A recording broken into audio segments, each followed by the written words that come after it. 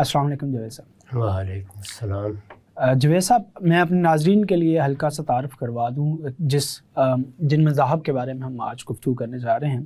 तो बुद्ध मत और जैन मत कमोबेश इनका इरा एक सा ही बनता है, और महात्मा बुद्ध और महावीर की कमोबेश जो सूरत हाल हमें तारीख़ी एतबार से मिलती है वो भी कमोबेश एक सी है कि एक बादशाह के यहाँ वो पैदा होते हैं और हर किस्म की जो ऐशो इशरत होती है, माल व दौलत होती है, सब कुछ उन्हें मुयस्सर होता है अनटिल अनलेस के उनका ताल्लुक़ ऐसी दुनिया से बनता है जहाँ पे मौत है, बुढ़ापा है, तकलीफ़ें हैं, और वो सब कुछ छोड़ छाड़ के इस चीज़ का हल निकालने के लिए जो है वो जद्दोजहद करते हैं और जंगलों में निकल जाते हैं, गुरुओं के पास जाते हैं, बड़े बड़े जो ज्ञानी लोग होते हैं उनके पास वो सफ़र करते हैं, फिर उन्हें निर्वाण हासिल हो जाता है। फॉर एग्ज़ाम्पल जैसे बुद्ध मत में है कि जब वो उस दरख्त के नीचे बैठे हुए थे तो उन्हें निर्वाण हासिल हो गया, यानी इन तमाम तकलीफ़ों से उन्हें निजात हासिल हो गई। ऐसा ही महावीर के बारे में हम जानते हैं।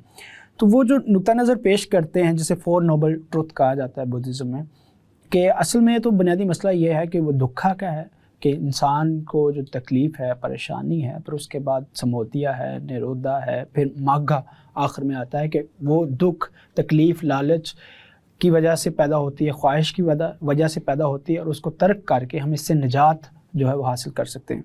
तो पहला सवाल मेरा आपसे ये है कि बुद्धिज़्म में जो ये निजात का तसव्वुर है, तो क्या ये इसको मज़हब नहीं बना देता? क्योंकि उर्फ़ आम में ये समझा जाता है कि शायद ये मज़हब नहीं है। मज़हब से मुराद अगर अल्लाह ताला का नाजिल करदा दीन है तो उसमें निजात का तसव्वुर आखिरत से मुतल्लक़ है। यानी हमें परवरदिगार ने इस दुनिया में भेजा है, हमारे लिए इब्तला की सुन्नत कार फरमा है, हम सब इम्तहान से, आजमाइश से गुज़र रहे हैं, इससे हमें निजात हासिल करनी है। लेकिन इस निजात की मंजिल कहाँ है? वो मौत के बाद है। चुनांचे जितने पैगंबर भी आए हैं वो असलन मौत के बारे में इंज़ार करते हैं, लोगों को ख़बरदार करते हैं और ये बताते हैं कि इस दुनिया में तो दुख भी हैं, इस दुनिया में मुसीबतें भी हैं, तकलीफ़ें भी हैं, इसमें नशेब व फराज भी आते रहते हैं, इसमें इंसान की आरज़ुएँ, तमन्नाएँ बर आती हैं और बारहा बर नहीं आती। वो बहुत से मराहिल से गुज़रता है, कभी कामयाब हो जाता है, कभी नाकाम होता है। ये दुनिया तो इसी तरह की है। इसमें रहते हुए अगर तुम सही उसूल पर पाकीज़गी इख्तियार कर लोगे तो तुम्हें निजात हासिल हो जाएगी। लेकिन वो निजात कब होगी? जब तुम इस दुनिया से रुखसत होगे, अपने परवरदिगार की बारगाह में पहुंच जाओगे।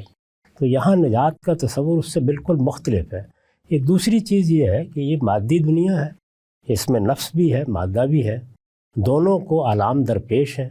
इसी को फ़लसफ़े में प्रॉब्लम ऑफ ईवल से ताबीर किया जाता है। हम अपने दाएं बाएं हर तरफ से ये चीज़ें देखते हैं, उनमें से बाज़ बिल्कुल नाकाबिल फ़हम हो जाती हैं। चुनांचे ये सवाल पैदा होता है कि इनसे निजात की क्या राह है। तो अगर आप गौर करें तो पूरी इंसानी तारीख़ में दोनों पहलुओं से इस दुनिया में निजात की राह तलाश की गई है या मुक्ति तलाश की गई है। एक वो है जिसको इस वक्त मादी उलूम ने अपना हदफ बनाया हुआ है। अगर आप मादी उलूम के अंदर उतर कर देखें तो उनमें जज्बा मुहर्रिका की हैसियत इसी को हासिल है। हम इस दुनिया को कितना पुरअमन बना सकते हैं, इस दुनिया में दुखों को किस हद तक कम कर सकते हैं, तकलीफ़ों को किस हद तक कम कर सकते हैं, उसके लिए आप नई नई चीज़ें ईजाद करते हैं, सहूलतें पैदा करते हैं, आप फ़ज़ा को बेहतर बनाते हैं, माहौल को बेहतर बनाते हैं, अफराद की बीमारियों के बारे में बहुत हसास होते हैं।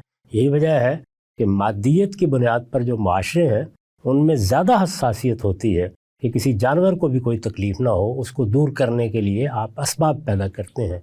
यही सूरत हाल ज़माना कदीम में भी रही है। ये दौर जिसकी तरफ आप इशारा कर रहे हैं, इसमें अगर गौर करके देखें तो यही 2-3 सदियाँ हैं जिसमें यूनान में भी बड़े लोग पैदा हुए हैं, हमारे यहाँ बर्रे सगीर में भी, और इसी तरीके से आप बाकी तहज़ीबों में भी देखते हैं कि अगरचे वो लोग ज़्यादा शोहरत नहीं पा सके लेकिन इसी दौर में नुमायाँ हुए हैं। उनके यहाँ भी अहदाफ की नौइयत कमोबेश यही है। इसी से हमारे यहाँ बहुत से मशरिकी मज़ाहिब पैदा हो गए। मज़ाहिब यानी हम आम अल्फाज में उनको ताबीर कर लेते हैं, वरना वो हकीकत में धर्म है या तर्ज़ हयात है, और उसमें बाज़ ने इस दुनिया में मादी ज़राए से बेहतरी हासिल करने की सही की है। جیسے کہ آپ چینی مذاہب میں بہت سی اس طرح کی چیزیں دیکھیں گے، اور یہی معاملہ کم و بیش نفسی علوم کی طرف مراجعت میں بھی ہوا ہے۔ ان لوگوں کے ہاں بھی اگر آپ غور کر کے دیکھیں تو یہی صورتحال ہے کہ مکتی اور نجات اس کا ہدف اصل میں یہ دنیا ہے۔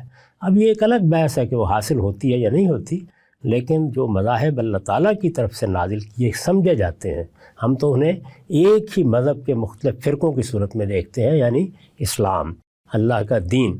اس میں یہ آپ جانتے ہیں کہ یہ صرف آخرت ہے جس میں اللہ تعالیٰ نے یہ بشارت دی ہے کہ ولا خوف علیہم ولا ہم یحزنون، نہ وہاں ماضی کا کوئی پچھتاوا باقی رہے گا، نہ مستقبل کا کوئی اندیشہ لاحق ہوگا۔ تو دکھوں سے نجات کی اصل جگہ وہی ہے۔ اس دنیا میں تو جو کچھ ہے وہ ہم جانتے ہیں، تاہم یہاں نجات حاصل کرنے کے لیے سوچنا، ممکن حد تک سہولتیں پیدا کرنا، ممکن حد تک لوگوں کے لیے ہمدردی کے جذبات رکھنا، یہ بالکل انسانی فطرت کا اقتضا ہے۔ وہ اقتضا اس سے آگے بڑھ کر جیسے دوسرے معاملات ہوتے ہیں حدود سے تجاوز بھی کر جاتا ہے، تو انہوں نے مکتی کو آخری درجے میں یہاں ہدف بنا لیا ہے۔ یہی ان مذاہب کی روح ہے۔